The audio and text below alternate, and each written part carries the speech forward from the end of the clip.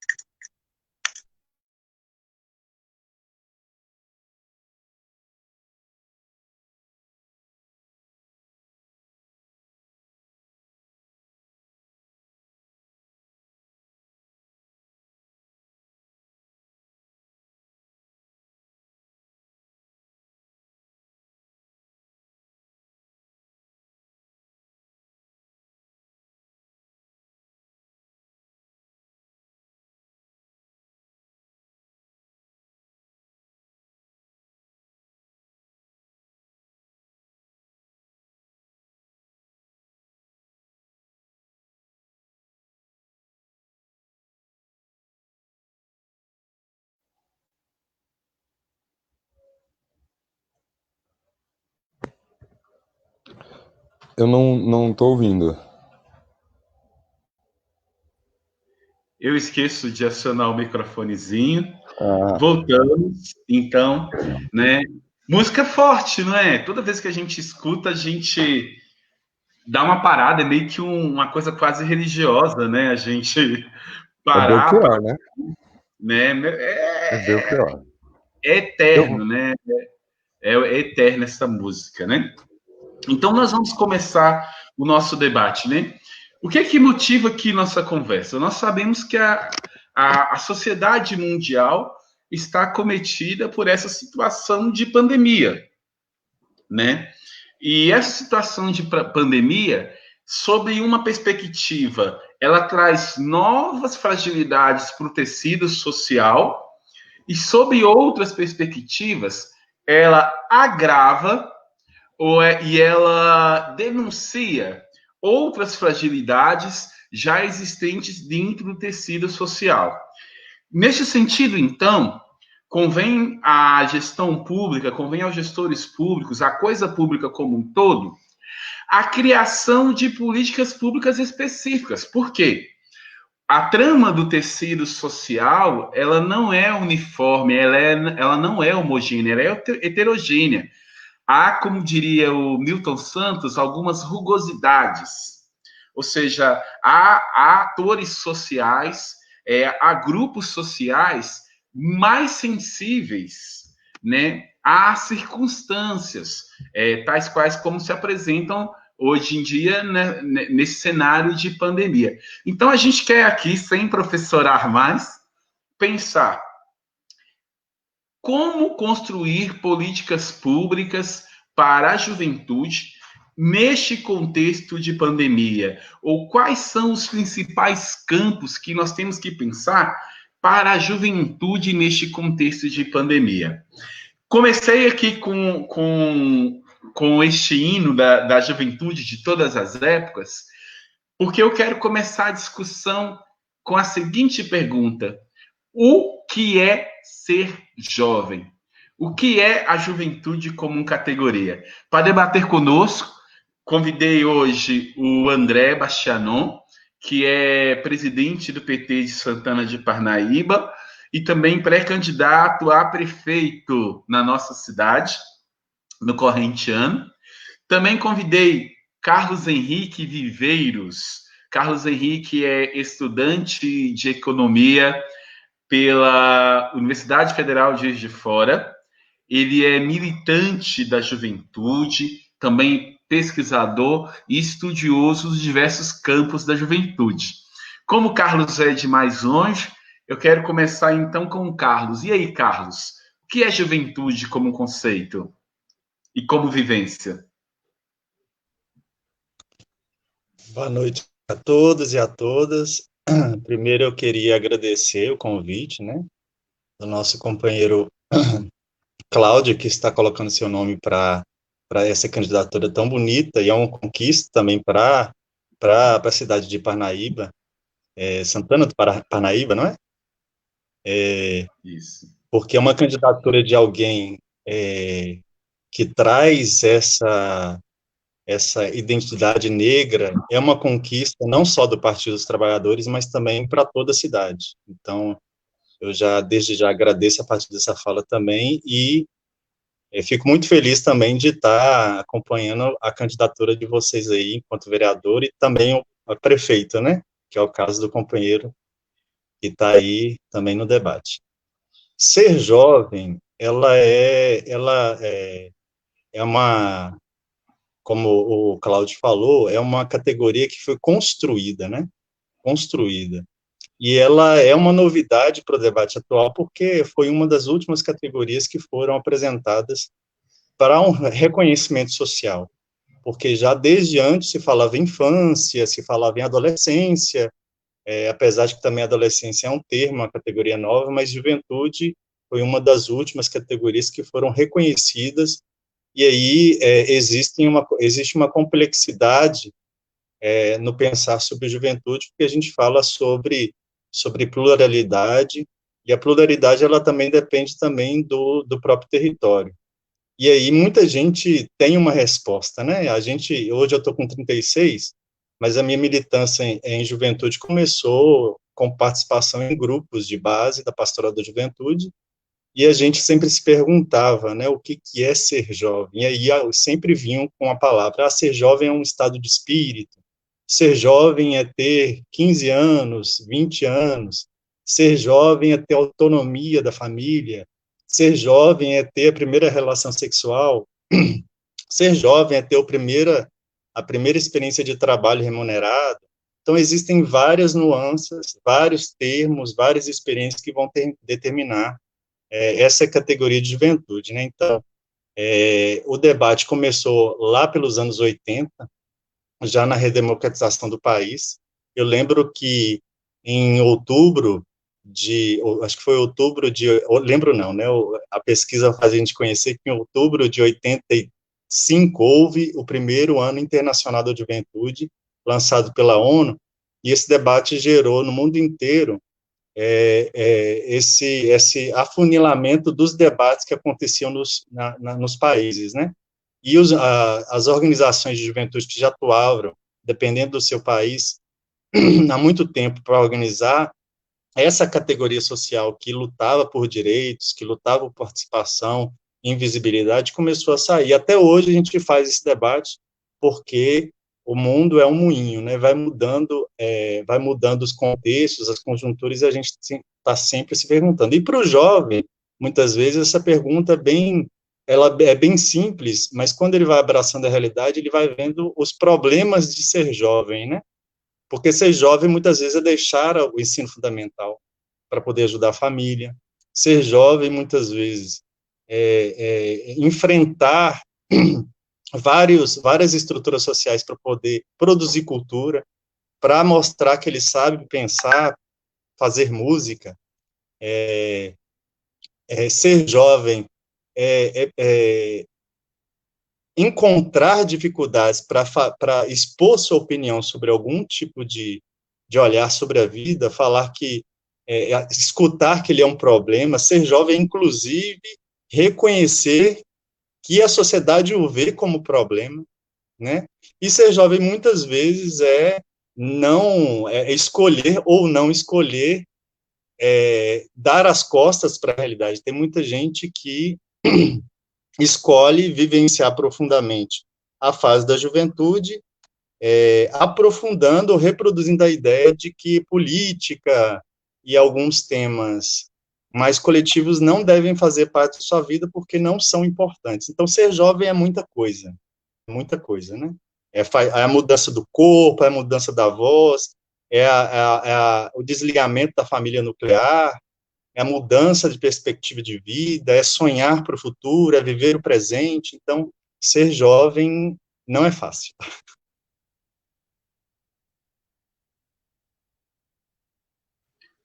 Muito, muito bem, muito interessante alguns pontos que você está lançando para a gente discutir. André, como é que você entende juventude como vivência e como categoria? Olha, eu ainda sou jovem, né? Segundo a definição, estou com 28 anos. Eu acho que hoje a gente não. Eu sempre coloco isso, na verdade, né? A gente tem um projeto aqui em Parnaíba que é jovem e é consequência de ser jovem mesmo. Assim. Ser jovem é ser pré-candidato a prefeito. Ser jovem é ser presidente de partido, ser jovem é ser deputado, tem vários deputados jovens, né? Principalmente deputadas jovens, que é muito legal, assim. E aí também, só que também é ser artista, é ser mãe, é ser trabalhador, é ser pai, é ser. Enfim, as pessoas. É o que eu sempre defendo, na verdade, das políticas de juventude, que é a transversalidade.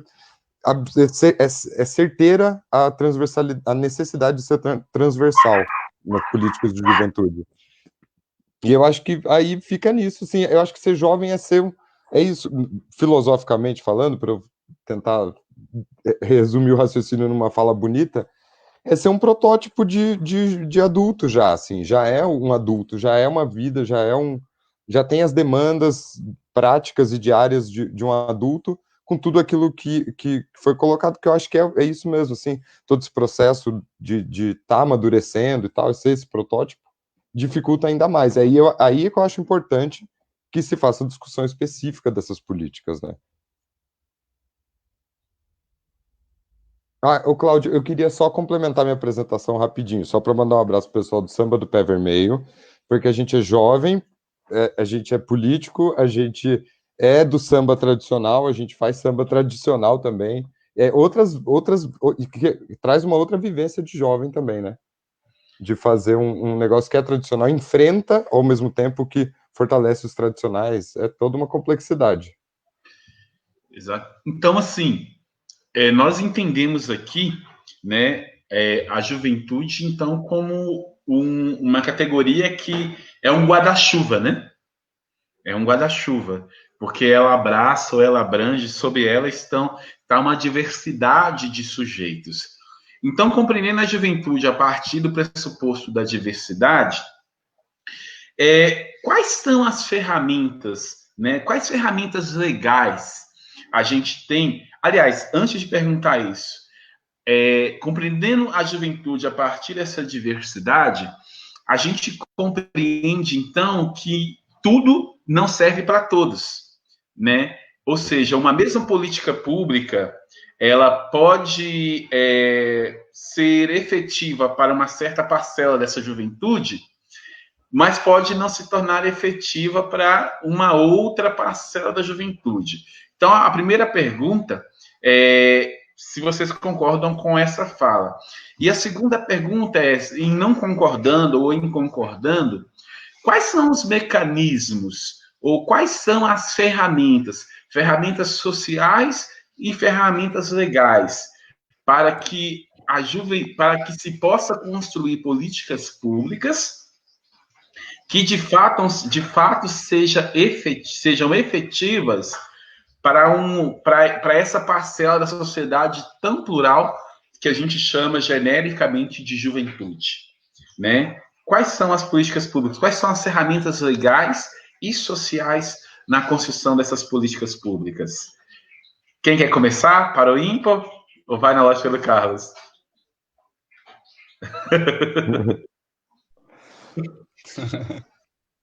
Pode ser definir, você. Cláudio. Pode começar, presidente. Não, tranquilamente. Com licença. Eu acho que, bom, a gente começa pelo Estatuto da Juventude. Acho que o Estatuto da Juventude é um grande. É quase esse guarda-chuva aí. É um guarda-chuvão de direitos garantidos que complementam o direito de qualquer cidadão para o jovem, assim.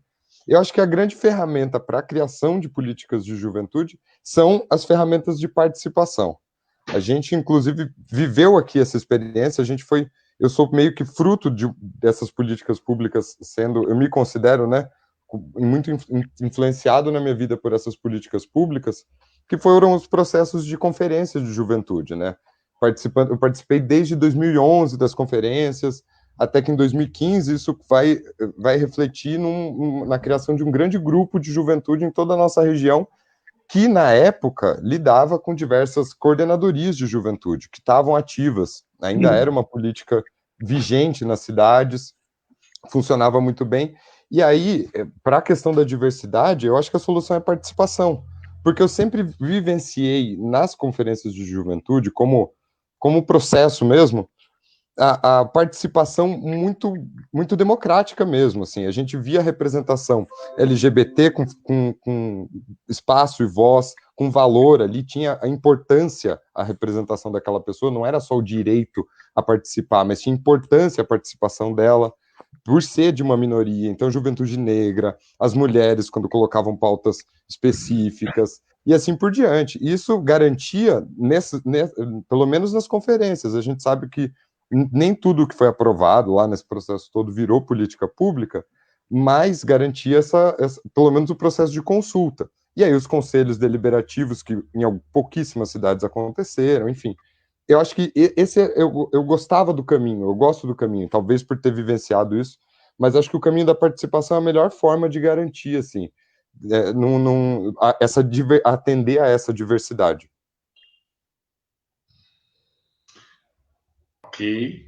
Passar a palavra agora para o Carlos, na mesma pergunta. Sim, eu olho, eu tenho essa mesma compreensão, mas só um minutinho, esse cachorro tá latindo.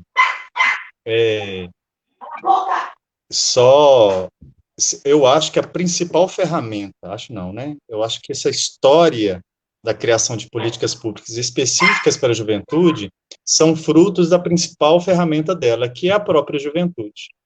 Porque nós temos uma complexidade na produção de políticas públicas, que são, quem é que produz? É o jovem que participa organizado ou o jovem que participa não organizado? É o jovem que está nos grupos, nos partidos, nas associações, ou é o jovem que não participa de nada, mas que muitas vezes é impactado por algum tipo de política pública, é escutado, é ouvido, e a partir disso acaba expondo a sua opinião e quer um certo tipo de mudança, mas escolhe não participar ou não se vincular a alguma coisa. Então, a gente tem essa complexidade porque muitos grupos não conseguem chegar, e essa é uma crise profunda, a essa juventude desse Brasil profundo, né? Que são aquelas juventudes que estão extremamente excluídos de vários espaços, porque até a participação, que é um direito, ela é negada a muita gente. Então, por isso que existe uma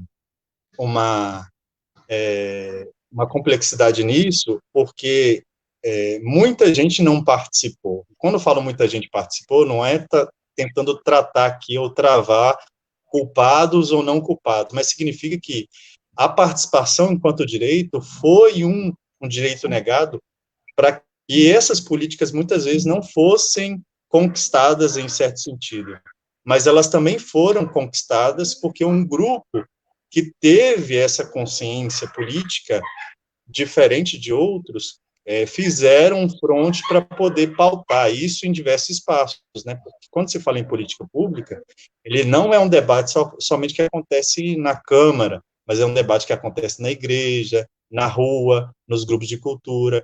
Então, a mudança política, que também é uma coisa específica desse tempo da vida, e aí eu não estou falando de fase da vida, eu estou falando de tempo da vida, é aí que tem todas as, que a gente confunde, achando que juventude é uma fase da vida, não, é um tempo da vida que tem todas as suas complexidades.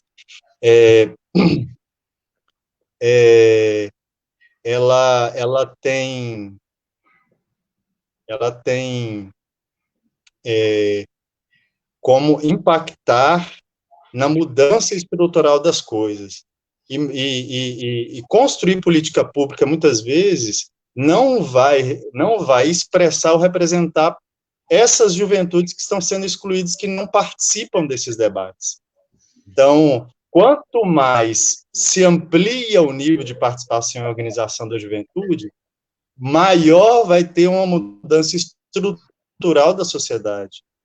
E aí, a gente teve um certo inimigo nesses últimos anos, um inimigo no sentido conceitual, que é a militância individual, né? O tal protagonismo que todo mundo fala e até as próprias empresas falam, né?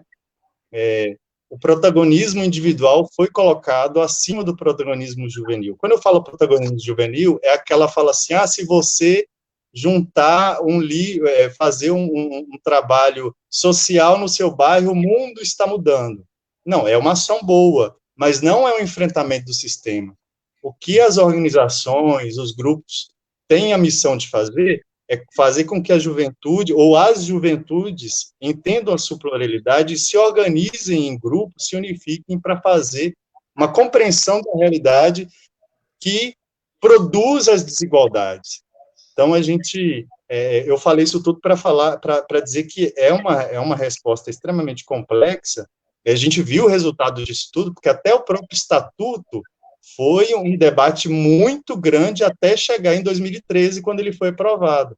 Um debate com todas as juventudes, eu participei desde o início, fazendo rodas de conversa no bairro, discutindo dentro da igreja, na associação de bairro, para fazer com que se imprimisse dentro do estatuto todas essas realidades de juventude, né? Porque tem lá, nós começamos, o companheiro aí é da área de cultura, né? Na época a gente falava do passe aquele da cultura, né? E teve uma briga enorme com as empresas de cultura, né? Hoje, e depois a gente perdeu em certo sentido, né? Porque no estatuto fala de 40% das entradas em espetáculos, em atividades culturais. A gente queria 100%, né? E delimitou. Então, a construção de políticas públicas tem essa tensão na formulação dessa. E quanto maior a participação, essa demonstração de força política é muito maior também. Então, é interessante a gente poder compreender a importância da participação da juventude na implementação de política pública e na demonstração de força da organização da juventude no seu território. Muito, Eu tô com um probleminha muito aqui na câmera, mas eu tô presente, tá, gente? Ei. Olha só a título de curiosidade, alguns programas do governo federal para a juventude. Olha, Projeto Agente Jovem, Programa Bolsa Atleta, Programa Brasil Alfabetizado, Programa Escola Aberta, Programa Escola de Fábrica, Programa de Melhoria para a Expansão do Ensino Médio, Programa Juventude e Meio Ambiente, Programa Nossa Primeira Terra, esse é para a Juventude do Campo, Programa Cultura Viva, Programa de Integração de Educação Profissional do Ensino Médio, Modalidade de Educação de Jovens e Adultos, o PROEJA, Programa Nacional de Estímulo ao Primeiro Emprego, o PNE, Programa Nacional de Inclusão de Jovens, ProJovem, Programa Nacional do Livro Didático para o Ensino Médio, o Projeto Rondon, o PRONAF, o Programa da Universidade para Todos, o ComproUni, né? Programa Saberes da Terra, Programa Segundo Tempo, Projeto Soldado Cidadão. Então, ou seja, há uma série... Oi? São vários. Isso é uma pesquisinha aqui que a gente fez. Há uma série, então, de programas do governo federal, há uma série de políticas públicas construídas ao longo das lutas. Eu acho que um ponto que o Carlos traz é ninguém dá direito para ninguém, né? Ninguém imagina um programa e coloca lá bonitinho. Cada um desses programas é fruto da luta ou das lutas de parcelas da juventude ou da juventude como um todo. Então, essas conquistas por esses direitos é fruto de luta. Agora, nesse período em que a gente vive o Covid, todas essas fragilidades das políticas públicas de educação, muitas dessas políticas públicas que eu li aqui já estão engavetadas por este governo, né? Já não estão mais ativas, estão apenas no papel, né? E eu, agora, como educador, queria puxar um pouco o debate, no debate, a brasa para minha sardinha, né? E a educação, como fica? A educação como este processo, né? Que eu acredito que é o processo que mais acomete toda a juventude, né? E nessa perspectiva do coronavírus, agora, como que fica a educação? Quais são as políticas públicas necessárias e efetivas para que nós mitiguemos essa situação de pandemia? Agora nós temos, por exemplo, uma juventude que está no ensino médio. Uma juventude que está no ensino médio e que está no ensino à distância. Eu não consigo classificar o que está acontecendo agora como EAD, como semipresencial, não consigo classificar, né? Mas, de qualquer maneira, essa juventude agora está tendo um prejuízo da aprendizagem. E essa juventude precisava prestar concurso logo que saísse do ensino médio. Essa juventude precisava prestar vestibular logo depois do ensino médio. Essa juventude precisava fazer provas para empregos logo depois do ensino médio. E essa juventude, ela vai ter seus aprendizados comprometidos, né? Por causa dessa situação de pandemia. Então, O que fazer agora está muito difícil de pensar, mas agora o que vamos fazer com este jovem egresso do ensino médio o ano que vem, este jovem que tem que vai com uma defasagem de conteúdos, né, e de aprendizagens e que vai se inserir no mercado de trabalho com essa defasagem. O que nós vamos fazer com esse jovem? Quais são as possibilidades de política pública neste sentido? Pode começar, Carlos.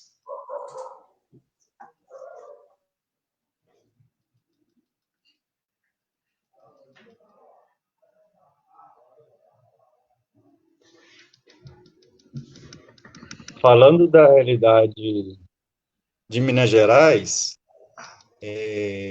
houve um debate muito grande, assim, não sei se a companheirada, a população daí de São Paulo conhece, Minas Gerais é muito grande, né?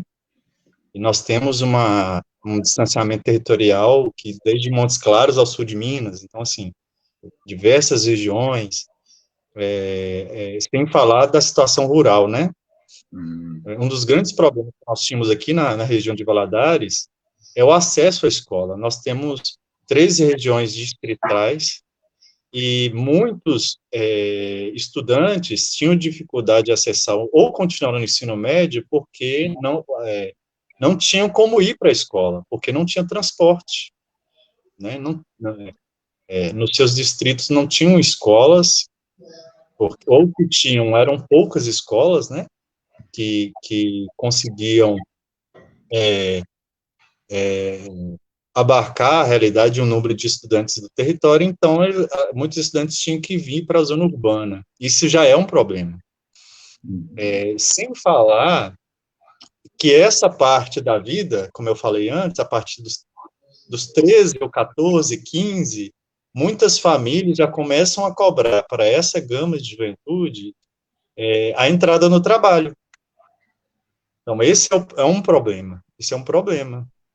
Um problema de desigualdade econômica que fazem com que muitos jovens prefiram ou tenham que escolher trabalhar ao invés de estudar. Uns anos atrás, e isso é um problema que a gente está tendo hoje, porque o governo federal parou com todas as buscas de dados, mas uns anos atrás, mais de 60% de adolescentes não entravam ou evadiam do ensino médio, né? Poucos estudantes terminavam o ensino médio. Nós temos uma evasão muito grande nos últimos anos, principalmente no ensino médio. Esse pouco número que fica são desses estudantes que nós estamos falando agora. Continuam tendo a mesma realidade socioeconômica, e aí, diante da pandemia, sem um debate, e eu vejo isso aqui no Estado, eu não sei se aí no Estado de vocês estão fazendo a mesma coisa, o debate da educação ou das aulas remotas não é um debate feito com a comunidade educacional, não é feito com professores, não é feito com trabalhadores, não é feito com estudantes. Esse já é um problema, quer dizer, o que vai ser decidido depois é resultado dessa falta de diálogo, né? Outro problema é que muitos estudantes se alimentam ou têm espaço de lazer dentro da escola. Não vai ter mais.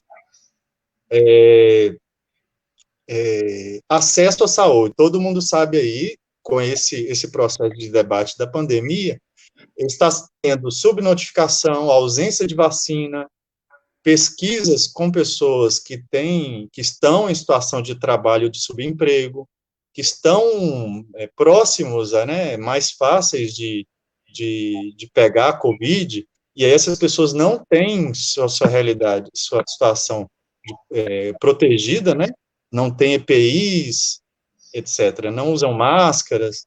Então, falar somente das aulas é falar somente de um problema, né?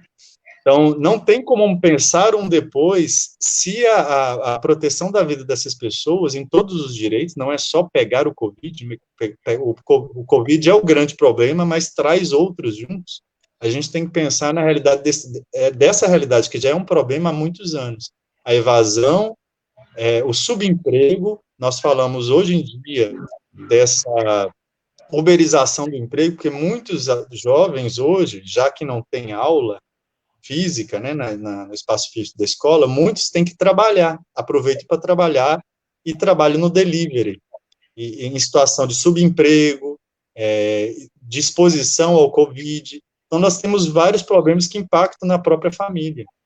Então, eu acho que a gente tem mais desafios a enfrentar no hoje do que no depois, porque a gente não sabe ainda, até porque não existe uma preocupação do governo federal no enfrentamento, uma preocupação concreta para enfrentar essa realidade, e aí muita gente está tentando sobreviver, porque todo mundo sabe, né, apesar de que eu sou a favor do distanciamento, mas a situação de pobreza e de mob e mortalidade é muito grande, a gente tem que entender que a população resolve seus problemas, já que não tem esse apoio do governo federal. Então, a gente tem vários problemas na educação que refletem os problemas das famílias e da própria comunidade que a gente não consegue responder. A única forma é pedir para as pessoas se protegerem usando o EPI e, ao mesmo tempo, questionarem as secretarias estaduais de educação sobre esse modelo,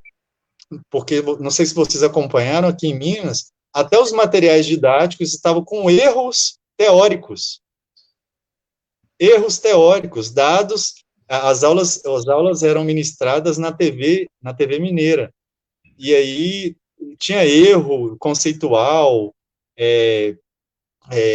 erros a nível de tecnologia, vários estudantes fizeram imagens das suas estações, alguns iam para a montanha, ou para um espaço mais distanciado das suas casas, para demonstrar que não tinham acesso à internet, e a Rede Minas não tem em muitas cidades de Minas Gerais. Então, assim, como a aula remota vai acontecer se tem essa estrutura? Então, é uma incógnita para nós. Eu sou estudante da Universidade Federal, a gente está discutindo o retorno das aulas remotas, e a diferença na Universidade Federal é que muitos estudantes saem das suas regiões e vêm para Valadares, que é uma cidade de médio porte, tem 300 mil habitantes, mas voltam para suas cidades, que são de 80 mil, são de 8 mil, 5 mil habitantes, e não tem internet, não tem equipamento, e além disso, o currículo da universidade é de teoria e prática ao mesmo tempo. Então, assim, fica uma loucura para a gente poder entender como é que vai dar esse ano, né? O ano perdido, porque não tem resposta dos governos e a gente não sabe lidar com outras novas modalidades sem uma estrutura socioeconômica dos estudantes. Exatamente. E aí, a gente tem a escola sempre foi meio que a salvadora da humanidade, né? A escola sempre foi um ponto de disseminação de diversas políticas públicas, né? Seja políticas públicas na área da saúde, como vacinações, etc., seja políticas públicas na área da segurança alimentar, pelo programa Merenda na Escola, e etc., né? E a educação agora, neste exato momento, passa por um período muito tenso, por um período muito difícil, né? Este ano, em 31 de dezembro, vai vencer a lei do Fundeb. A lei do Fundeb, ela foi criada em 2006, né? E foi regulamentado em 2007. O Fundeb, ele reúne, né, tributações de municípios, dos estados, e redistribui este dinheiro, né, sobretudo para aqueles estados e municípios com arrecadação menor, para que eles invistam em educação. E é do Fundeb que vem, por exemplo, parte do salário dos professores, né? Este ano o Fundeb foi colocado em discussão em março, porém a discussão foi suspensa. Então, veja bem, a educação passa por um período agora que nós vamos entrar meio que num limbo, Nós vamos entrar num limbo legal, porque o Fundeb vence em 31 de dezembro. Nós precisávamos de aprovar a lei do novo Fundeb sob uma perspectiva. O primeiro passo era esse, e o segundo passo era regulamentar a lei do Fundeb. Mas nós lidamos com o ano da educação perdido, porque nós tivemos um primeiro-ministro da educação que nada resolveu, que foi o Vélez, e depois o Ventral, que era um militante que nem sabia por onde passava a educação. Nós não aplicamos e nós não desenvolvemos nenhuma legislação ou nenhuma política educacional. Já está entrando para a história como ano perdido, um grande ato das conquistas em relação à educação. E aí a gente pergunta, como é que fica? Né? O André, que compreende e que estuda a área de política pública, como que os gestores públicos, né, poderão reestruturar as aprendizagens se isso não é financiado? Como que as escolas poderão, por exemplo, investir em tecnologias assistivas se a gente não tem dinheiro? Como é que fica o financiamento da educação básica a partir de agora? André.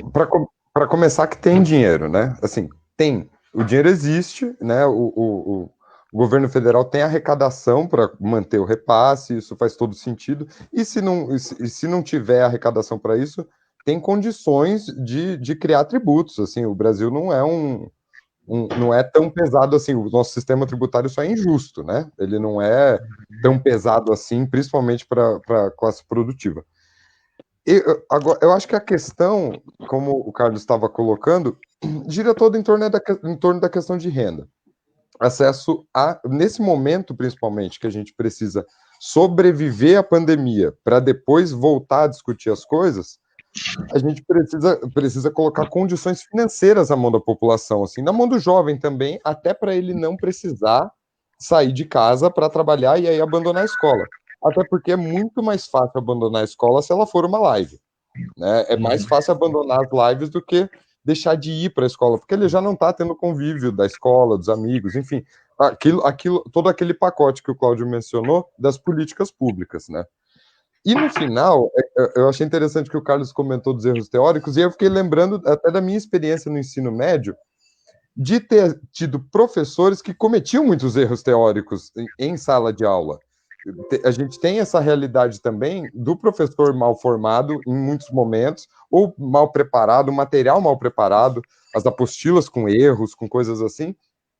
E agora a pandemia, como a gente já vinha falando, esgarça isso, né? Expõe a situação da educação na televisão. Aí passa na televisão, a galera vê a realidade da educação. Isso daí já é reflexo já da situação anterior. Eu acredito, sinceramente, que o Fundeb vai ser renovado porque não tem condição política disso não acontecer. Né? A Câmara vai pressionar, os prefeitos vão pressionar, os vereadores vão pressionar, a estrutura, e principalmente porque as secretarias de educação são grandes e ricas nas prefeituras, são uma grande mina de ouro também para as prefeituras, eles não vão abrir mão de recurso. Há uma necessidade, há uma demanda por esse recurso em qualquer prefeitura, mesmo nas que não levam a política de educação a sério. Então, de alguma forma, vão arrumar. Provavelmente mais baixo, já na linha do que a gente já vem vivendo, do congelamento dos orçamentos e tudo mais. O enfrentamento vai continuar da mesma forma no final. A gente vai ter... se falou em ano perdido, mas economicamente se enxerga uma década perdida para a América Latina como um todo, por causa das questões econômicas, da situação dos royalties, do petróleo, todo o contexto econômico mundial, mas também pela situação política interna, não só no Brasil, mas na América Latina toda, desse retrocesso, não só dos direitos especificamente, não são só governos de direita que querem minimizar o tamanho do Estado, a participação do Estado, o tamanho das políticas públicas, mas por uma crise política mesmo, um contexto de crise política, de representação, que eu acredito, talvez com uma esperança de jovem, que a gente vem enfrentando e vai superar com um futuro melhor à frente, assim. 2 passos para frente, né? 2 mandatos para frente, que foi do governo do PT, e agora 2 passos para trás, mas 2,5, porque eu acho que o Bolsonaro não termina, o Temer foi só metade, então eu acredito que a gente volta não necessariamente para um governo de esquerda, mas para uma política mais séria no Brasil e na América Latina em breve, né? Eu acredito eu. E só para dar uma contribuição nesse sentido, que assim, quando a crise se desmonta, a gente vê que a primeira política pública que é atacada é a educação. E isso já vem de antes, né? Quando o companheiro falou do congelamento de gastos, né? O ataque ao direito dos professores, que é a primeira categoria profissional que é atacada. Nós temos o ataque às universidades, o ataque ao próprio Enem, nós tivemos ataque ao Fundeb, então, assim, é uma avalanche que a gente olha, assim, fala, a gente tenta ver o que está acontecendo, porque para desmobilizar o pensamento crítico e a produção de pesquisa, você primeiro ataca alguns direitos que aonde concentram boa parte do dinheiro arrecadado do povo, né? E olha que ainda é pouco, né? A gente precisava dos royalties para poder aumentar e ampliar, inclusive, o salário dos professores. A gente viu a experiência do Maranhão, que está sendo muito boa, né? Passou 2 vezes mais o piso salarial dos professores, e a gente não vê outros estados com a mesma preocupação. Então, assim, uma das primeiras e principais políticas que impactam na vida da juventude é atacada, a educação, o tempo inteiro. Né? O último dia da saída do Weintraub, ele ataca as cotas para estudantes da pós-graduação. Então, assim, todo dia é um ataque à educação. É claro que as outras políticas, mas todo dia a gente vê algum tipo de notícia, né, seja na pesquisa, seja no financiamento e no investimento de profissionais de educação, de nível básico, superior, na área de pesquisa, extensão. Então, a gente está numa realidade extremamente complexa para a educação no país. Isso a Thalita diz, pergunta pertinente. Como estudante de licenciatura, eu estou preocupada com o futuro da educação. Ela já tinha me falado aqui que ela é estudante de licenciatura em História, né? Então, esses ataques subsequentes, né? O Carlos lembrou muito bem, né? O ministro, ao sair, ele acabou com cotas em pós-graduação para negros, índios e pessoas portadoras de deficiência, né?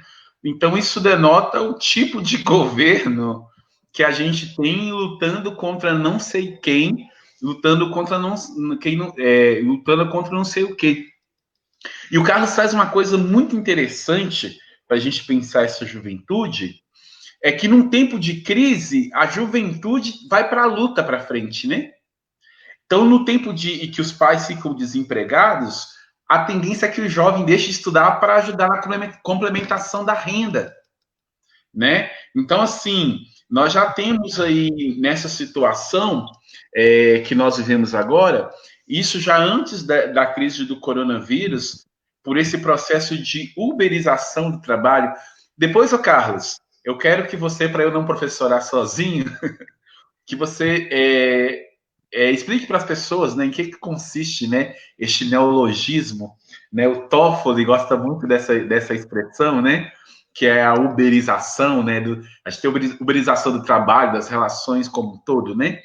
Então, nesse sentido, nesse tempo de crise, a juventude fica muito fragilizada, porque ela abandona o exercício do seu direito fundamental à educação, à segurança, para colaborar no sustento da sua família, no sustento do seu, no sustento, né, de um modo geral, haja visto que ainda muitos jovens são também arrimos de família, né?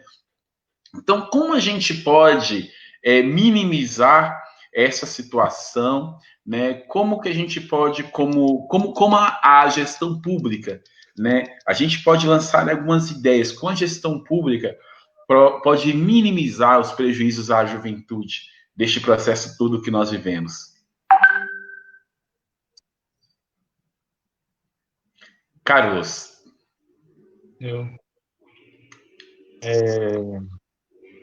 Primeira questão da uberização, né? Todo mundo conhece Uber, né? O Uber, eu lembro do debate aqui em Valadares, que quando chegou o Uber, o grupo de taxistas, né, a associação de taxistas, ficou empavorosa, fez manifestação, inclusive porque o Uber estava chegando à cidade e eles queriam fazer com que a Câmara e o governo municipal impedissem a atuação das empresas de aplicativo, né, de transporte, que são os Ubers. E hoje em dia a gente tem outros, né? O Uber foi o primeiro, mas tem outros, né? Outros aplicativos. Significa a falta de direitos que muitas vezes o trabalhador teria se tivesse vinculado a uma empresa específica, né? Quer dizer, o trabalhador do Uber, ele está vendendo a viagem do carro somente, então ele não tem segurança social, segurança jurídica para poder, tipo, se acontecer algum acidente, se acontecer com ele, com o carro e por aí vai. Então ele não tem nenhum direito assegurado. Ele vende ali a viagem e repassa parte da viagem para o aplicativo que é o dono, né, da tecnologia ali que ele se associou voluntariamente. E aí não tem nenhum direito garantido. E hoje em dia, com essa questão do delivery, e Valadares é uma cidade que é um polo de serviços, né, nós não temos indústria de grande porte, eu não sei como que é a situação de Santana do Parnaíba, mas isso já está super ampliado, a questão da facilitação de oferta de produtos, né? Quando você facilita o produto para chegar na casa do cliente, você coloca em risco, muitas vezes, a vida do trabalhador. E isso nós já tínhamos na realidade da juventude, né? Nós tínhamos várias pesquisas, inclusive aconteceu alguns anos atrás, um debate em torno do trabalho decente no Brasil, especificamente com jovens de 15 a 29 anos. Só que, para o IPEA, nós temos, dentro dessa faixa etária, um grupo economicamente ativo que é mais atingido, que é o grupo de 15 a 24 anos, né? Que vai desde aquela fase da experiência, né? Até passa pelo estágio e aí é inserido no mercado de trabalho. Nós já tínhamos realidade de subemprego muito grande, uma realidade de jovens que não param no trabalho, pelo menos nos primeiros meses, há uma circulação muito grande de empresas, cresceu muito essa área do mercado de serviços, né, venda de telefonia móvel, internet, entrega na área de alimentícia, na área de roupas, e por aí vai.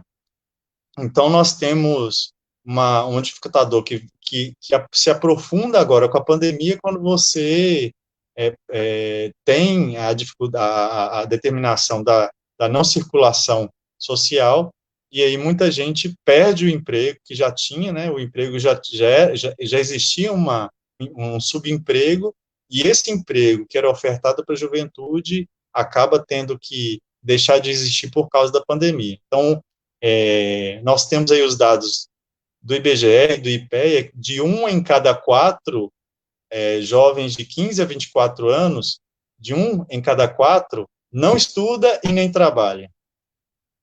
E com essa mesma idade, de 15 a 29 anos, nós vamos chegar, nos próximos anos, a quase 30% de pessoas desempregadas, ou em situação de subemprego.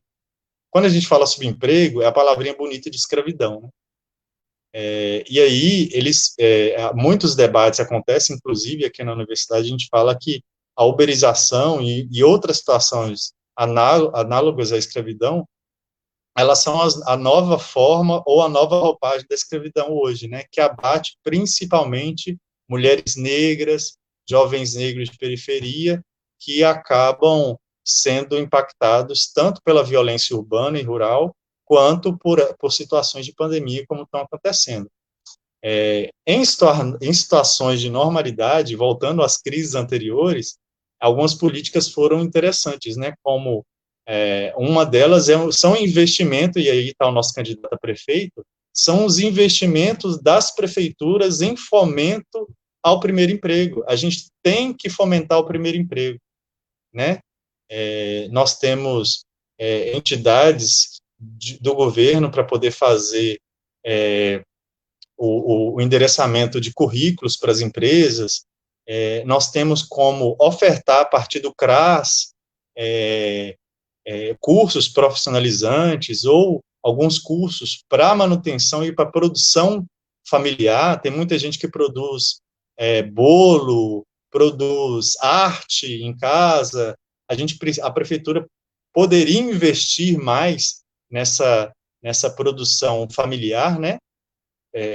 Dos autônomos, das famílias que já produzem dentro de casa, poderia até ampliar isso com recurso próprio da prefeitura, ou também com parceria com empresas e por aí vai, mas também ampliar a compreensão da função do ensino médio, porque a gente perdeu esse debate na reformulação do ensino médio, né?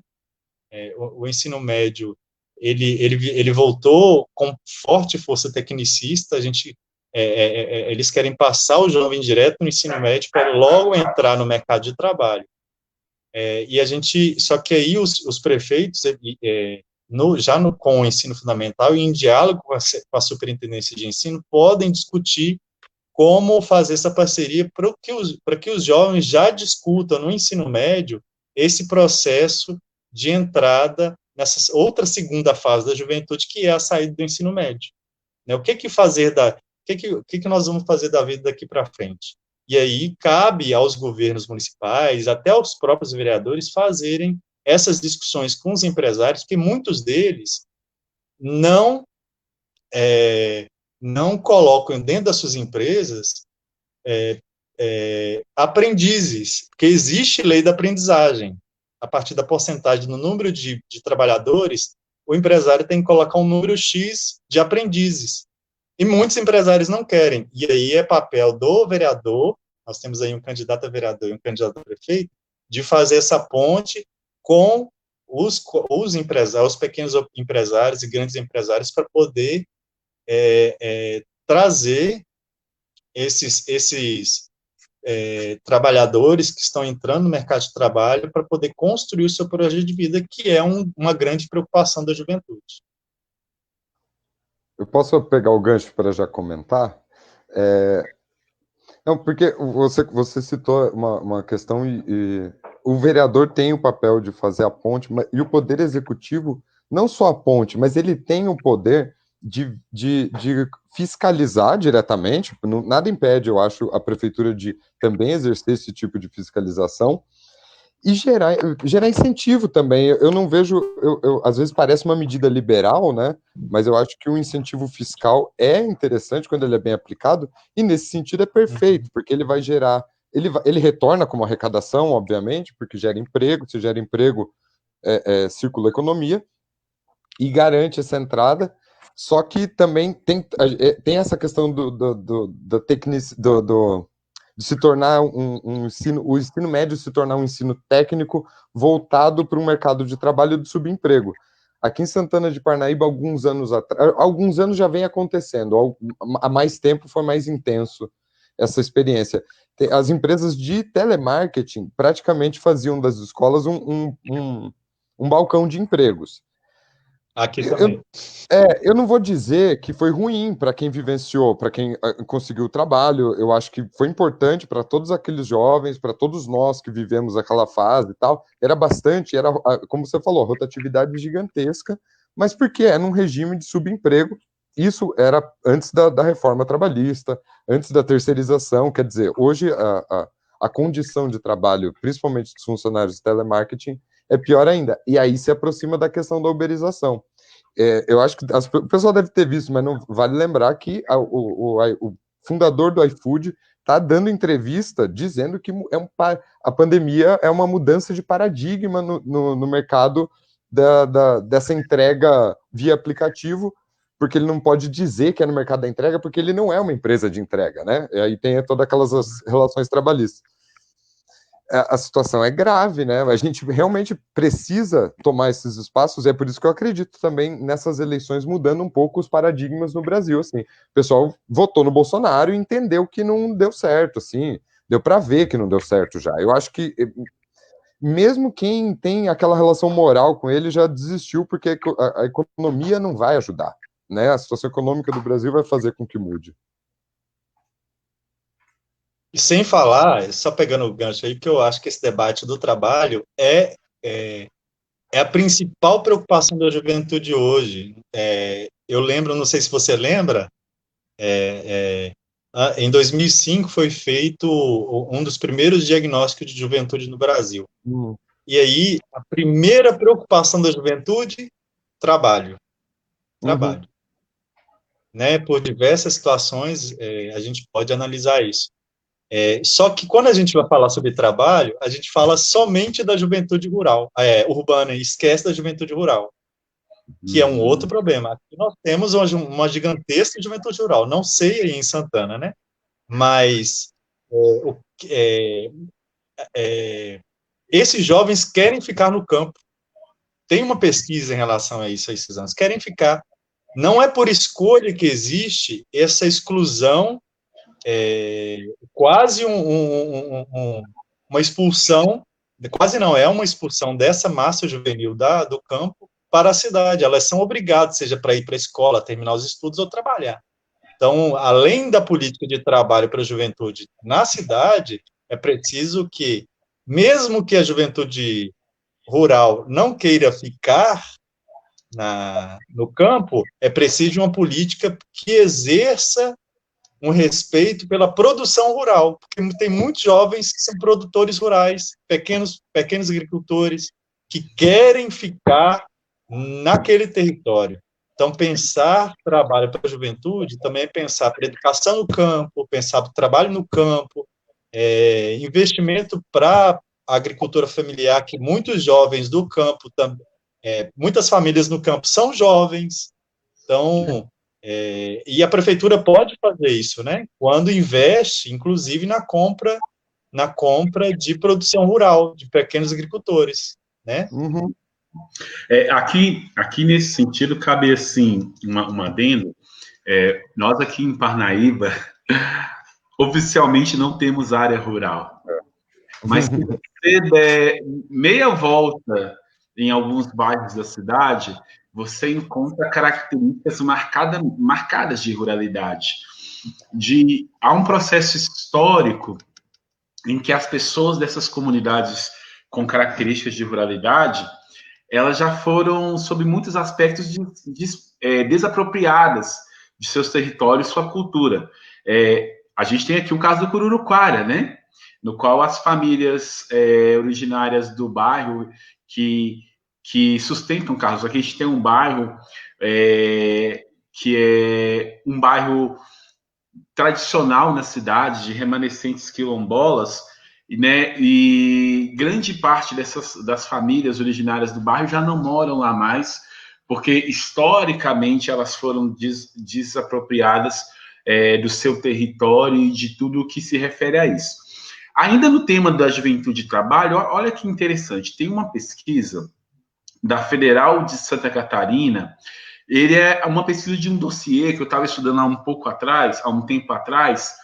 Esse dossiê se chama As Configurações do Trabalho na Sociedade Capitalista.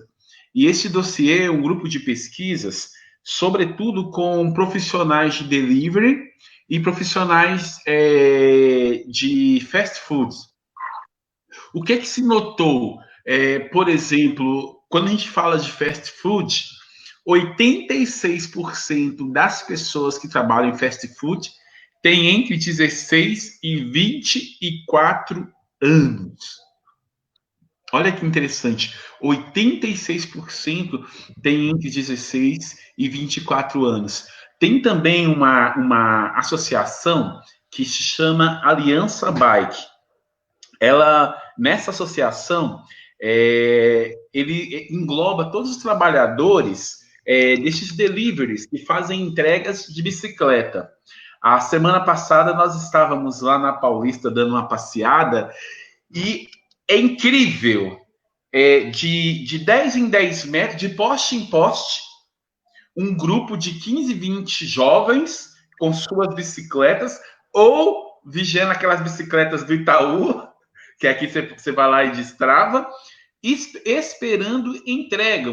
A maior parte, a grande maior parte deles jovem. Agora, olhem que interessante. Essa associação, ela disse que 99% dos jovens são do sexo masculino, 71% desses jovens são negros, 50% desses jovens que trabalham com entrega de bicicletas têm entre 18 e 21 anos, 57% deles trabalham todos os dias da semana, 75% deles trabalham por 12 horas seguidas e 89% deles têm ganho mínimo de R$ 998. Ou seja, não é só pensar um emprego, é pensar em emprego de qualidade. Porque também não dá para a gente perder os nossos jovens sobre rodas de bicicletas. Não é que pensar uma política pública para qualquer emprego. É pensar em política pública em que o jovem não tem que trabalhar. Me fala, qual a perspectiva de formação para um jovem que trabalha 12 horas por dia sobre a bicicleta para ganhar R$ 998 por mês? Esse jovem, ele não está vivendo, ele está sobrevivendo.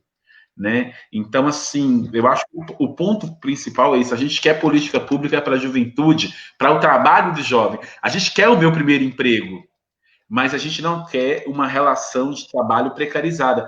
Qual foi a grande questão agora das poucas políticas públicas que esse governo foi obrigado a criar?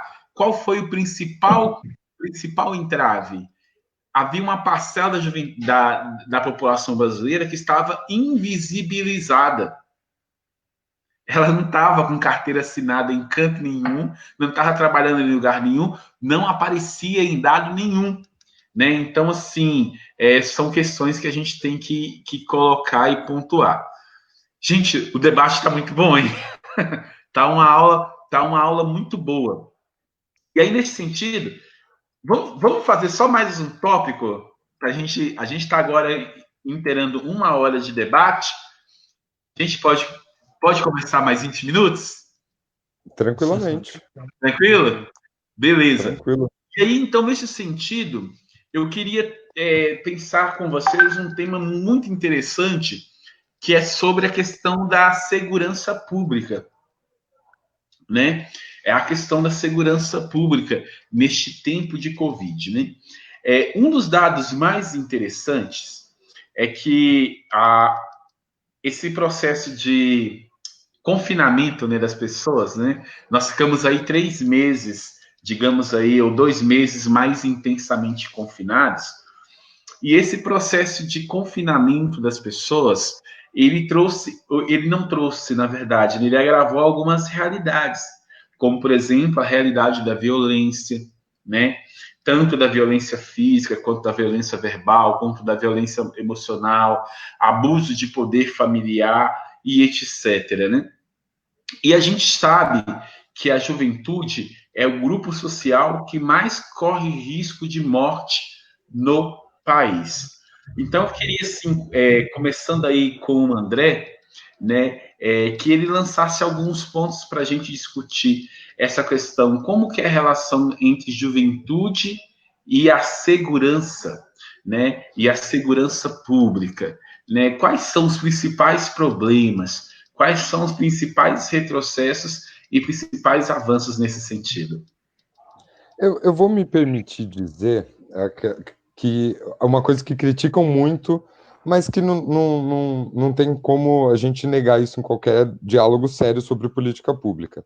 A violência não é gerada pelo mau caratismo da pessoa, não é uma questão de a sociedade é boa, é má, as pessoas são boas ou más, é uma condição social, é a pobreza, é a realidade que leva a isso. O jovem tem dois papéis aí, né? Ou ele é vítima da violência, ou ele é vítima da violência policial justificada no combate à violência.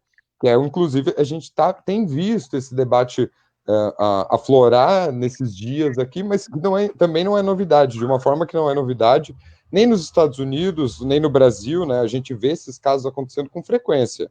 Então, aqui em Santana de Parnaíba, a gente tem primeiro que a gente tem um absoluto, a gente tem uma incógnita absoluta em relação a dados, né? Tem diversos casos de violência que a gente sabe que acontece, talvez devido à cidade não ser tão grande assim, então as pessoas comentam que houve um assassinato em algum determinado lugar, que determinada pessoa morreu, mas quando você vai ver as estatísticas, inclusive, de segurança pública da cidade, não está refletido lá. Então aí os números são bons. O prefeito uma vez, inclusive, falou que não morreu nenhum jovem nenhum jovem negro morreu vítima de violência em Santana de Parnaíba num determinado ano. O que não é uma verdade. E ainda assim, ele é constantemente reprimido pela Guarda Municipal, tem toda uma lógica de falta de diálogo, né? A gente, todas as vezes que a gente realizou atividades aqui, né, num determinado lapso de tempo aqui na gestão pública, em que a gente, enquanto coletivo, ocupou a coordenadoria de juventude, a gente sempre fazia questão de fazer o diálogo com a polícia antes de qualquer outro ponto-chave do evento, não não porque a gente precisava de segurança, a gente precisava garantir que a segurança não fosse atacar o público-alvo das políticas que a gente estava desenvolvendo. Funcionava, talvez, a gente fazia parte da estrutura do município, é isso, a gente era o poder público. E aí a gente tinha essa condição de diálogo ali, mas mesmo assim, na cidade, de maneira geral, a gente vê, tem muitos bairros aqui que a gente vê uma relação muito complicada. A cidade de São Pedro é constante, na cidade de São Pedro, na Fazendinha, ali no 120, no Parque Santana também, é constante os relatos de violência policial aqui em Santana. E ninguém discute isso, porque primeiro que não tem número, não tem dado, né, a coordenadoria de juventude foi desmontada, enfim, não tem espaço para discutir essa pauta. E aí a gente fica nessa. A solução, de novo, eu volto. Eu poderia passar essa live inteira repetindo a renda básica do Suplicy, porque é a solução de todos os problemas, né? Até para a questão do subemprego, né? Se você tem dinheiro, você não se submete a qualquer emprego, enfim, não está suscetível à violência, enfim, uma série de coisas. Então, essa é a grande questão, né? Carlos? Acho que a violência hoje... Espera aí um pouquinho, o áudio do André caiu e acho que ele não percebeu. Fazer um sinalzinho aqui. Eu tô aqui. Ah, seu áudio tinha saído. Ah, tá. Não, sim, eu tinha mutado aqui. O Carlos ia comentar, não? Isso. Ah. A dificuldade que o companheiro falou sobre dados foi a experiência também que eu tive quando eu fui diretor de departamento de juventude aqui em Valadares, que eu fui entre 2009 e 2016. Nós tínhamos que correr atrás, porque as entidades aqui de pesquisa não priorizavam essa aglutinação da realidade em Valadares. Então, quando veio aqueles dados em 2010, quando o Valadares apareceu os dados nacionais de violência, aquele mapa da violência, né? E aí nós ficávamos entre terceiro no Brasil e o primeiro em Minas Gerais. Depois isso acabou mudando um pouquinho, mas ainda continua nessa realidade. Então, começaram a dar visibilidade a essa realidade que já vem sendo carregada desde que Valadares é Valadares ou desde que Brasil é Brasil, né? A violência, ela não nasceu somente nessa época, e isso só foi quantificado e virou preocupação depois, quando a juventude foi o foco das atenções. E aí a gente correu atrás, né? Os dados a gente não conseguia no hospital, a Polícia Civil também não tinha dados, e também não queria apresentar, a gente ia atrás também de dados em relação à violência rural, a gente também não tinha, então a gente acabava pegando os dados nacionais, né? Quando se fala em qualidade de vida, a gente viu que muitos jovens estão dentro de famílias que têm baixa remuneração, né? A média de recursos de cada família aqui em Valadares, no total, é mais ou menos R$ 1.600, a média, né? Se você fazer o recorte para famílias negras, esse dado per capita é abaixo de R$ 500. A violência já começa aí, porque você consegue ver uma gama de problemas sociais que são produzidos pela desigualdade econômica. A desigualdade econômica ela se expressa na desigualdade territorial, na falta de implementação de políticas de moradia, de transporte, de saneamento básico e por aí vai. E aí você vê que existem prioridades para quem está nos governos aí na história das cidades, né? Se priorizam umas realidades em detrimento de outras. E a gente sabe que na sociedade capitalista que nós temos, um determinado território se protege de outro. E aí, a primeira violência, e uma das principais que impactam na vida da juventude, é a violência policial, ou a gente chama de violência institucional. E ela tem mira certa, e o olhar dela olha para um sujeito concreto, que tem cor, situação de classe, gênero, e todos os tipos de violência sofridas, né? Então, assim, com a morte infelizmente, da morte do companheiro lá dos Estados Unidos, isso tomou, né, toda uma repercussão muito grande, mas esse racismo institucional, quando a gente fala de violência, é impossível de falar de racismo institucional, ele já acontece no Brasil desde o tempo da escravidão. Isso já era discutido e tomou pauta central nos governos Lula e Dilma, né? Quando surgiu, naquela época, o Plano Juventude Viva, né, de 2014 para frente. Eu acho que as prefeituras podem fazer um enfrentamento à violência, chamando a juventude para conversar, como o Pereira falou, a coordenadoria fazia essa ponte de diálogo com a polícia. Mas é importante, principalmente, criar fóruns de segurança pública, até para que a juventude realmente verbalize qual que é o posicionamento dela em relação à violência que já existe nas periferias há muito tempo. Por quê? Porque quando veio o dado do mapa de violência, foi demonstrado que a maioria de jovens que morrem, são assassinados, é um genocídio que acontece, são jovens pobres que deixaram o ensino fundamental e não têm carteira assinada, ou muito menos documentação. E a polícia olha diretamente a esses jovens. Se tiver lá uma bermudinha tectel, um chinelinho de dedo, uma camiseta do Bob Marley, ou um bonezinho de aba reta, ou simplesmente um dread, ele já é marcado para receber a primeira revista. Simplesmente por causa dessa caracterização. É o suspeito padrão, né? Uma vez a gente viveu uma situação muito interessante numa conferência de juventude, que era exatamente isso. Assim, a discussão era, e é tão simples, os eixos da conferência de juventude, isso foi em 2015, então já era naquela baixa da política progressista, né? A gente já estava entrando na crise do governo Dilma mesmo. O regimento da conferência dizia que a mesa, coordenada pelo poder público, ia direcionar o jovem para reconduzir o jovem para qual eixo ele ia, caso houvesse excesso de pessoas. E aí era exatamente essa questão. O jovem sofre violência policial. Aí ele é reconduzido na escola, ele é reconduzido na rua, ele chega na conferência de juventude e ele é reconduzido. E não tem uma cadeira para um jovem no Conselho de Segurança Pública. Eu acho que de quase nenhuma cidade.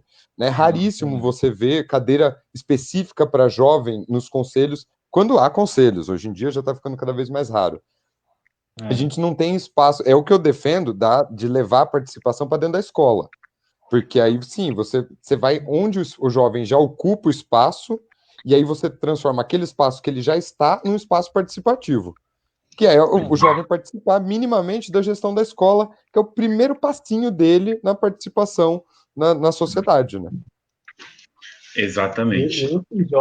E esse jovem que sofre violência ou que entra no mercado econômico do tráfico é o jovem que foi expulso lá no ensino fundamental, que a diretora ouviu como problema, não compreendeu a realidade dele, o culpou, né? O responsabilizou, e esse jovem depois, pelas realidades, foi empurrado para a exclusão social. Eu queria falar uma outra coisa, que eu acho que é a realidade de vocês, que são o que não é falado quando se fala em violência. Eu acho que em poucos lugares eu já ouvi falar isso, que é a juventude em situação de sistema prisional, ou a juventude que está em medida socioeducativa. E isso compete também à Câmara e à Prefeitura discutir. Eu acho que vocês podem representar isso muito bem. Quer dizer, existe o Plano Municipal de Medida Socioeducativa e o Sistema Nacional de Medida Socioeducativa, e também um Sistema Nacional prisional que determina algumas políticas para atender a alguns grupos, né? Só que isso, muitas vezes, foi tratado somente como política de troca, ou a política mesmo prisional foi mercantilizada, igual aqui em Minas Gerais nós temos vários sistemas prisionais que são terceirizados, né? O Estado entregou para as empresas para poder terceirizar. Então, assim, é o fortalecimento do mercado financeiro em relação a isso. E aí ninguém discute a política prisional, inclusive para a saída, para a socialização, porque eu não acredito em ressocialização. Até porque se o jovem foi empurrado para o sistema prisional, é porque realmente não houve uma socialização. E não é no sistema prisional que ele vai se socializar. Então, assim, e aí ninguém discute a saída dele. E aí a única coisa que existe em alguns lugares são tampas buracos, né? Que vou dar um curso profissionalizante, ou esse preso vai trabalhar para poder diminuir seus anos de pena. E aí o debate público é que o jovem mata mais, é o jovem que rouba mais. Quando você vai, não sei se vocês lembram daquele debate da redução da maioridade penal, falava que jovem era o perigo do Brasil, né? Quando você olhava nos dados do Fórum de Segurança Pública, 0,06% de adolescentes no Brasil cometeram atos contra a vida. 0,6%. E aí, no debate público, o jovem estava sendo massacrado como aquele que mais mata. Mas, ao contrário, e aí os dados diziam, o jovem é o que mais morre. Não é o que mata, não chega nem 1%. Se ele é o 0,06% de responsável por tirar a vida de outras pessoas, quem é o resto? E ninguém fazia esse debate. E aí reduziram a idade penal com esse debate. Se o jovem sabia votar, ele podia ser responsabilizado, sem realmente uma maturidade sobre esse debate.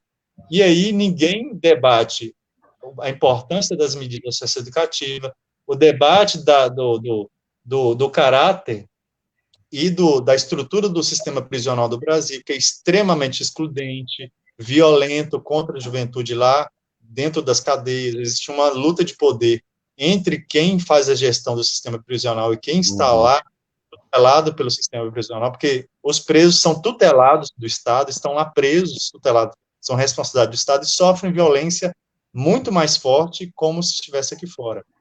E para terminar, nós temos se já temos problemas, igual a gente falou, de saúde, educação e trabalho, se já existem problemas com essa gama de juventude que está aí, tentando sobreviver e lutar e fazer participação, imagina para essa juventude que sai do sistema prisional. Uhum.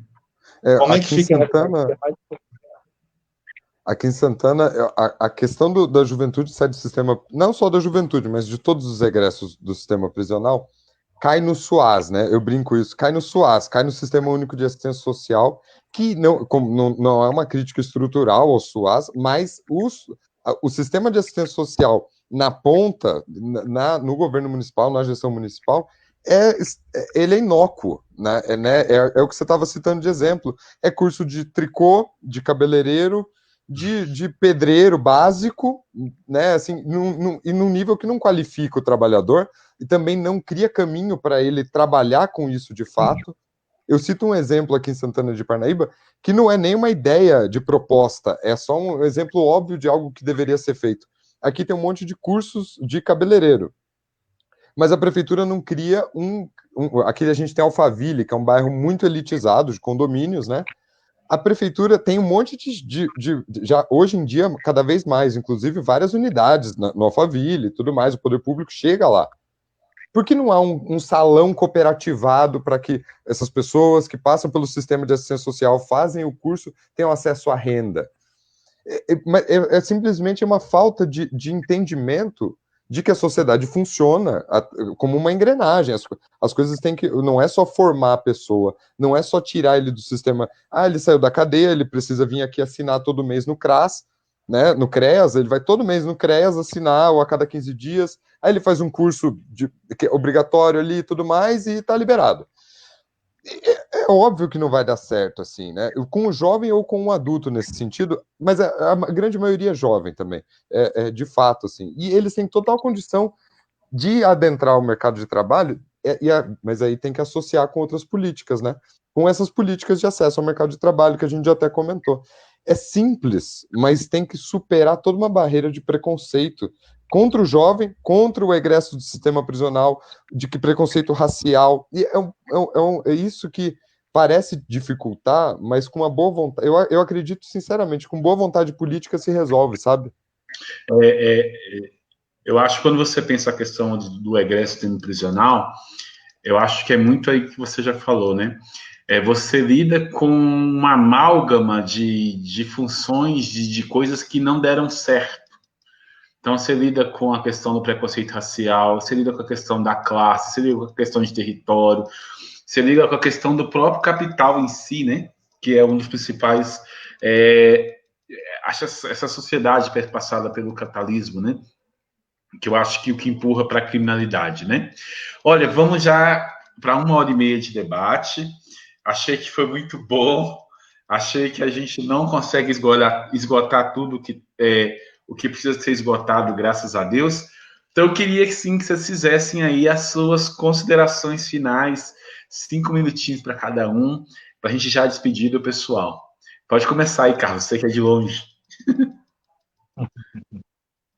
Novamente, eu agradeço aos dois, né, por esse papo. A gente, normalmente, quando eu aplico algum tipo de atividade, eu falo que a gente vai ter um bate-papo, né? Eu não vou dar nenhum tipo de palestra ou uma fala direcionada, eu vou bater papo. Porque a construção do saber, e isso é bem freiriano, ele parte das minhas experiências, das minhas disciplinas, do meu fazer na hora do pensar, mas na hora de repassar eu tenho uma troca com quem eu estou conversando, né? É a troca daquilo que eu construí, que também se estabeleceu com outras pessoas, no encontro também daquilo que vocês dois e outras pessoas que estão participando também construíram, e a gente vai fazendo essa troca, e isso é muito importante para a gente poder fazer uma leitura mais ampla da realidade.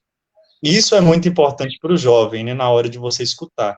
É importante não é dar voz ao jovem, é possibilitar que essa voz seja reconhecida. E muitas vezes, até para nós, eu estou com 36, hoje eu vou sabendo, a gente vai entendendo por que a gente tinha alguns tipos de posturas na militância, né? A gente quebrava o pau, batia o pé na porta e nos fazia ouvir. É isso, né? Então, reconhecer que o protagonismo da juventude é um ganho muito grande, uma conquista e uma prática da própria juventude, né? E que existe vários tipos de propostas de atuação que estão aí já acontecendo, a juventude já produz cultura, a juventude já produz alguns saberes nas suas realidades, a juventude já sabe pensar da sua forma, minha juventude não é a mesma que a de hoje, a gente precisa reconhecer essas novas juventudes que vão sendo construídas ao longo do tempo. A juventude de Valadares não é a mesma da juventude de Santana do Parnaíba, que são territórios e realidades diferentes. E é importante, como no caso do companheiro, que a juventude consiga, no tempo da juventude, ocupar espaços de poder. Por isso que vocês dois são muito importantes para a luta e pelos direitos da juventude, um prefeito e o outro vereador.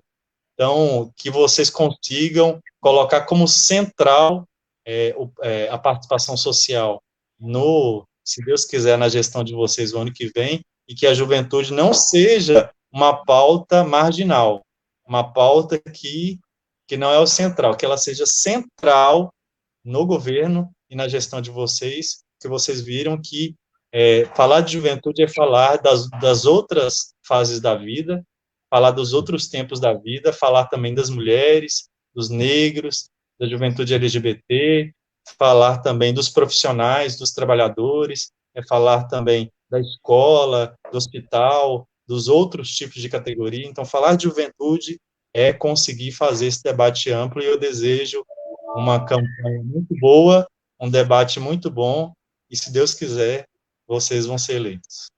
Amém. André?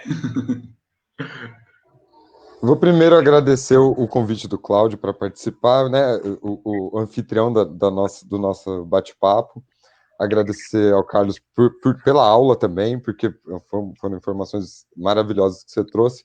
Vou pegar um gancho do que você disse. Assim, a ideia, eu acho que a nossa ideia, enquanto jovem, sempre é levar o debate de juventude para o espaço político de maneira geral, seja quando a gente teve, como a gente tem hoje, né, o espaço de tá ocupando a política partidária, de ocupar o espaço. O nosso diretório, você deve saber disso, né? O Partido dos Trabalhadores exige uma cota de juventude dentro do diretório. A gente teve que trocar alguns jovens para ter uma cota a gente briga, né, de adultos no diretório, de pessoas que já tinham passado da fase de juventude, porque é um projeto político feito por jovens e que é consequência de políticas de juventude. E é nisso que eu acredito, assim, que o espaço de diálogo com o jovem tem que ser de igual para igual. Né? O diálogo paternalista por parte do poder público, eu acho que é o que mais dificulta essa relação. Ainda que seja, vamos não confundir esse não paternalismo com ausência, né? Não é deixar de lado políticas de transferência de renda, de auxílio, de fomento à produção cultural, de fomento na verdade, fomento à economia, é o que a gente chama de economia solidária, né? É fomentar, como você falou, economia familiar, uma série de espaços onde você consegue gerar renda para o jovem, também para o não jovem, mas ali sim, mas não criando uma relação paternalista no sentido principalmente moral que tem com o jovem. A questão é clássico, eu acho, até de cidades pequenas, aquela relação com o skatista. Santana de Parnaíba, por exemplo, tem um patrimônio histórico gigantesco, e a juventude tem uma dificuldade em se apropriar do patrimônio histórico, no caso do patrimônio material, por causa dessa relação que passa pelo preconceito do vandalismo, de não cuidar, mas ele também não é educado a valorizar aquilo, porque a escola deixa a desejar nessa educação patrimonial. E na relação com a cultura imaterial, com o patrimônio imaterial, da mesma forma, ele não compreende, ele curte, o carnaval ainda serve como festa, mas é sempre festa, mas o entendimento da importância daquilo, isso tudo passa pela educação, e eu acho que são esses dois aspectos que a gente mais debateu hoje, né? Emprego e educação. Aí a gente chega na segurança pública, mas se você conseguir resolver problemas na questão da empregabilidade, da geração de renda e da educação, você leva o debate para outros níveis e aí sim consegue resolver outros problemas. Acho que espaços como este que a gente teve aqui foi esse tipo de ação que gerou o que a gente é hoje, enquanto ator político na sociedade. O nosso papel na sociedade foi gerado a partir desses espaços de debate, como o que a gente está criando aqui, mas ampliados e com mais participação e levando esse diálogo aonde não está, né? Esse é que é o grande problema, e acho que esse é isso que a gente tenta fazer quando a gente traz a responsabilidade do projeto político para a juventude, é dialogar entre nós também, não ignorando as tradições de maneira nenhuma. Eu, como o Cláudio mesmo brincou, minha família é ligada às tradições da cidade, da cidade, mas isso não tira de mim, nem tira dos outros da cidade, o fato de ser jovem e de ter outra visão também disso, né? De viver o que é tradicional no contemporâneo. Isso é o que a gente tem que fazer. Obrigado, Cláudio, de verdade, pelo convite. Foi uma conversa muito legal. Quero ter a oportunidade de conhecer o Carlos um dia ao vivo. Assim que passar essa pandemia, você vem para cá, a gente vai para aí, vamos nos visitar. Valeu. Então, nosso intento aqui é trazer esse debate sobre juventude, perspectivando que o jovem é um sujeito de direito. Ele não é apenas o alvo da política pública, mas ele deve ser também o construtor, o protagonista, deve ser ouvido na construção de quaisquer políticas públicas, porque o jovem não é um futuro, o jovem é um presente, né? É um sujeito que está aí modificando o espaço, dando uma nova dinâmica à vivência social. Quero agradecer a todo mundo que esteve conosco aí nessa 1h40 de live. Nós atingimos aí um pico de 35 pessoas nos assistindo, né? Então, assim, muito, muito obrigado. Em breve nós traremos aqui mais um tema muito interessante para debate. Aquele abração, fica com Deus e em pé. E eu sou Belchior. Tchau, gente, boa noite. Bora, Bolsonaro! Bora, Bolsonaro!